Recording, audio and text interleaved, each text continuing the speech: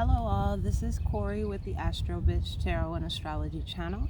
I am getting ready to start back doing the weekly tarot. I'm going to break it down by earth signs, but I thought that I would just drop off a brief introduction for those of you who are new to the channel and for those of you who have never seen my face. I know I used to post a lot of videos where you could only see the cards.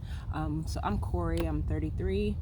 I've been studying astrology since I was in middle school.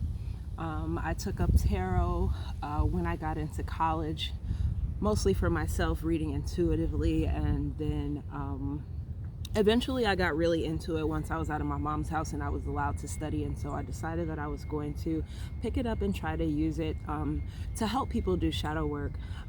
So I've taken up studying. I've started putting out full moon readings along with my own personal readings to show people how to use tarot and astrology in tandem for self-healing, personal growth, and self-awareness. And so now I'm jumping back into these readings really to expand my community, but also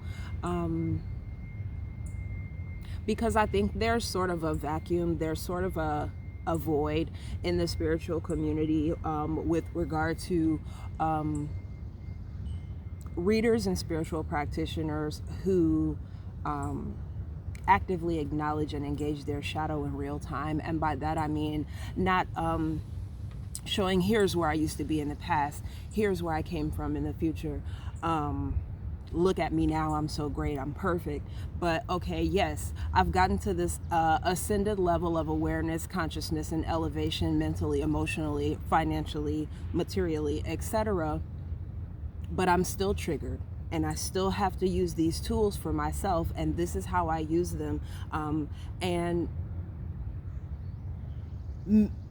make it clear that we're all in the same boat here. That even though you've got these skills, this talent, this knowledge that you want to share, and these skills that you are able to use to help assist people and build yourself, that you're still human, that you can still relate to these people. It seems like so many people are now trying to become influencers and idols.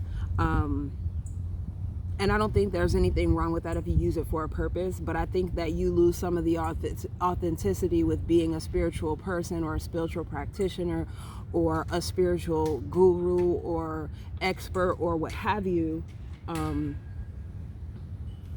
when you fail to acknowledge that there's no such thing as perfection, that you never get to a point where you're no longer triggered, that you never get to a point where you no longer need to utilize those tools, where you no longer have to face conflict, where you no longer have a shadow. And so these readings are going to be a little more straightforward than most. They're going to go a little deeper into the emotions and the psyche and the root of the issues that are presented in the cards. And then eventually I'll be jumping into planetary placements, because a lot of times when I do my own tarot readings, I do them in tandem with transits that I'm going through personally. And we're getting ready to go through a very intense couple of years astrologically, but especially this summer and fall are going to be fraught with changes and tension and revolution. And as we have already seen, people's shadows are going to be showing themselves right along with the collective and cultural and family shadows that we deal with. All of that stuff is going to be highlighted, dug up, and exposed in such a way that we cannot ignore the truth of what is.